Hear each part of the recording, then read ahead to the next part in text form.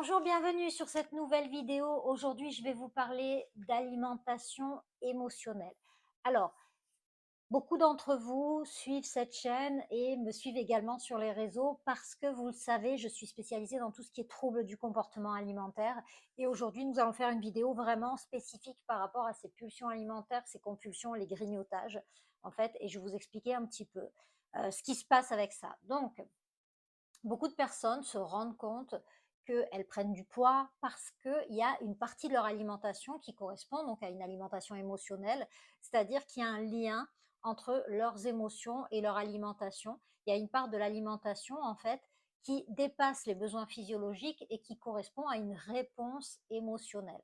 Voilà. Et puis, il y a aussi certaines personnes qui n'ont pas forcément conscience qu'il y a un lien avec leurs émotions, mais qui se rendent bien compte qu'elles ont des pulsions alimentaires, qu'elles ont des envies de grignoter régulièrement sans savoir vraiment d'où ça vient. Donc voilà, ce qu'il faut savoir en fait vraiment, c'est qu'il y a toujours effectivement, à partir du moment où il y a pulsion alimentaire, il y a des envies de grignoter, il y a toujours en fait un lien effectivement avec les émotions qui s'est mis en place à un moment donné et qui en fait a créé une habitude qui est toujours présente aujourd'hui. Donc comment ça se met en place ces pulsions alimentaires, en fait, la plupart du temps, ça commence déjà au moment de l'enfance.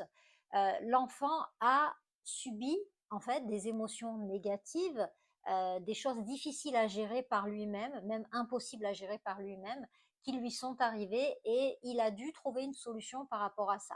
Alors ça peut être différentes choses, ça peut être en fait un changement d'établissement scolaire, un déménagement, ça peut être une séparation des parents, ça peut être des parents qui voilà étaient occupés ailleurs et étaient pas très disponibles, ou la maladie autour de lui. Enfin, en tout cas, ça peut être des choses tellement diverses et variées, mais ce qui est sûr, c'est que en fait, cet enfant a ressenti des émotions difficiles à gérer et qu'il n'avait pas la possibilité à ce moment-là, en fait, de gérer par lui-même. Et c'est à ce moment-là que s'est mis en place finalement la compensation alimentaire. Pourquoi la compensation alimentaire? En fait, qu'est-ce qui fait qu'on va chercher une réponse dans l'alimentation? Eh bien, dans nos programmations archaïques, hein, au niveau de notre cerveau reptilien, voilà, la première chose qui a permis à notre naissance, qui nous a permis de nous sentir en sécurité, réconfortés, rassurés, etc., et bien vivants, c'est vraiment le fait de manger. Le bébé associe le vide de son estomac à quelque chose d'angoissant qui potentiellement peut le faire mourir. Et à partir du moment où sa maman s'occupe de lui, et le nourrit, eh bien ce bébé va se sentir tout à fait apaisé, réconforté, etc. Donc ce sont nos premières programmations archaïques et qui en fait finalement viennent combler tous nos besoins émotionnels et c'est la première définition finalement pour l'enfant de l'amour, ce lien voilà au travers de son alimentation.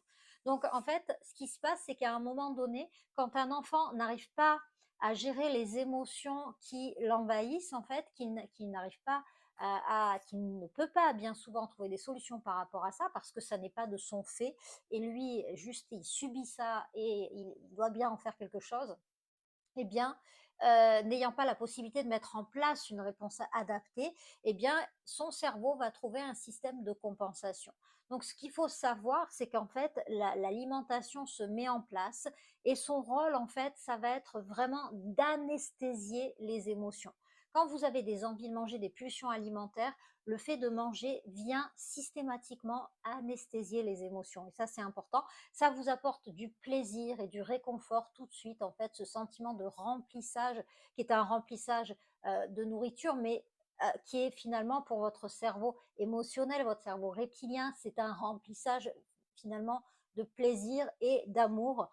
Et en fait, ça vient enlever cette émotion négative que vous ressentez, mais bien sûr, c'est vraiment momentané, hein, c'est au moment où vous êtes en train de manger, et bien sûr, après, derrière, c'est la culpabilité qui prend le relais et vous retombez dans des émotions, bien sûr, négatives et ainsi de suite. Donc, ce dont je voudrais vraiment vous faire comprendre conscience aujourd'hui, en fait, c'est que au moment où ça s'est mis en place, eh bien, cet enfant n'avait pas de solution à portée de main. Il n'était pas en capacité à ce moment-là de mettre des choses en place et pas en capacité de gérer ses émotions, étant trop petit, étant impuissant, subissant des problématiques qui n'étaient pas de son fait à lui et n'ayant pas la possibilité de pouvoir trouver des solutions aux problèmes.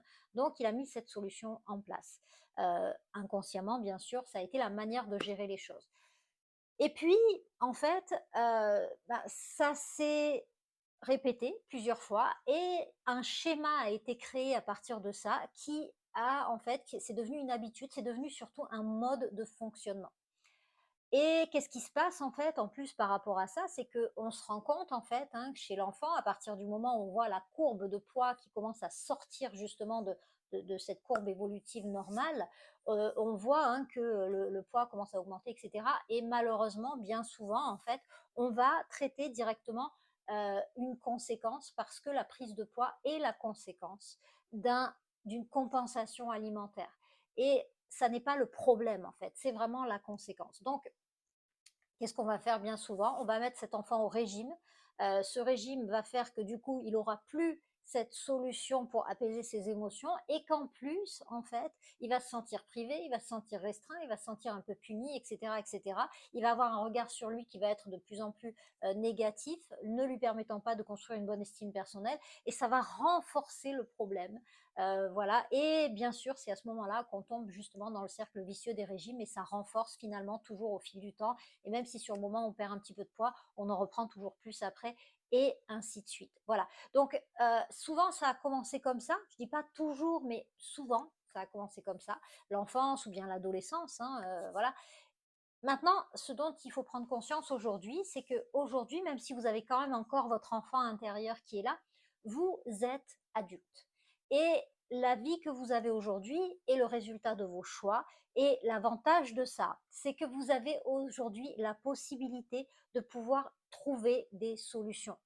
Alors bien sûr, c'est mis en place en fait un mécanisme d'anesthésie des émotions en fait, c'est-à-dire que bien souvent, on ne ressent même pas les émotions, on ressent juste cette envie de manger, ou on a le sentiment qu'on n'est pas en capacité de gérer ses émotions. Or, en réalité, ce n'est pas le cas.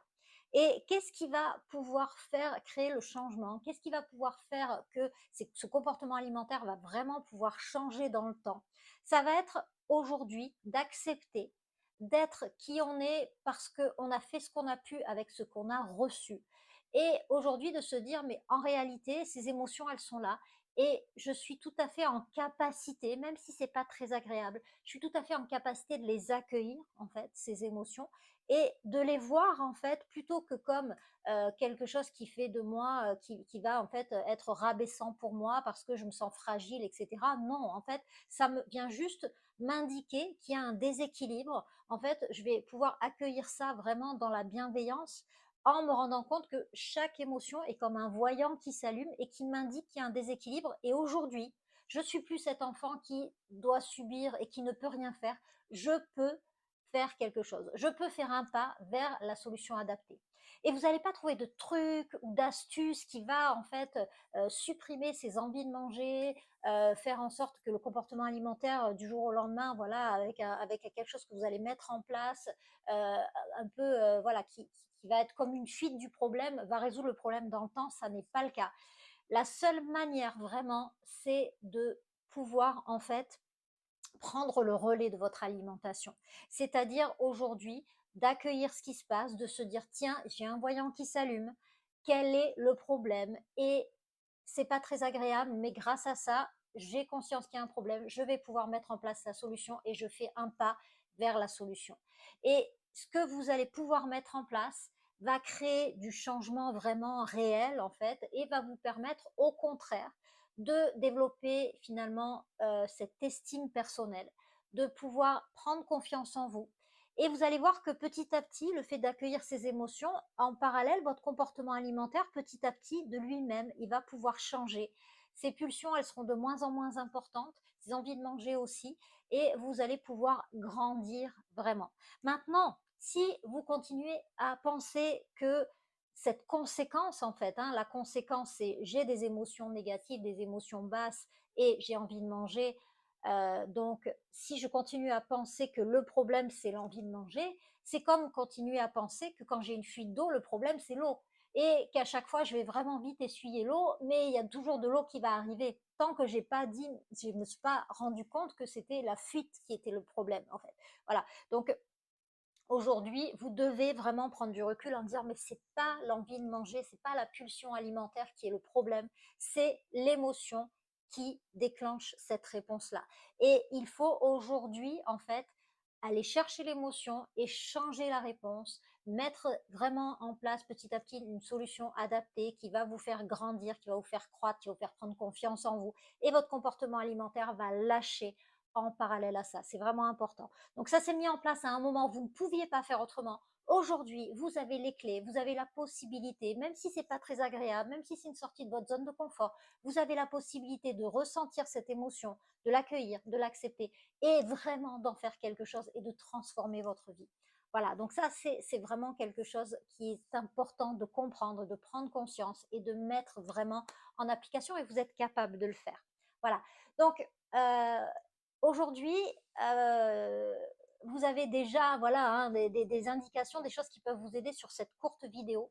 Sachez que si vous voulez avoir d'autres informations sur différentes problématiques liées au comportement alimentaire, à la prise de poids qui s'installe, à comment faire pour perdre du poids durablement, et cetera, vous avez déjà la possibilité de vous abonner à cette chaîne. Donc n'hésitez pas pour recevoir la nouvelle vidéo chaque semaine. Mais je fais aussi un live de 1h45 à peu près, chaque mardi soir à 19h où vraiment je vous explique en fait tout ça, comment sortir de cette alimentation émotionnelle. Je vous explique concrètement les fondements, etc., etc. Et voilà, ça peut vraiment vous aider. Donc n'hésitez pas. Si vous êtes, si vous avez envie un petit peu d'en savoir plus, vous me mettez en commentaire live et on vous enverra le lien pour pouvoir vous inscrire à ce live, à cette webconférence pour pouvoir comprendre un petit peu les tenants, les aboutissants et savoir comment faire pour changer les choses durablement.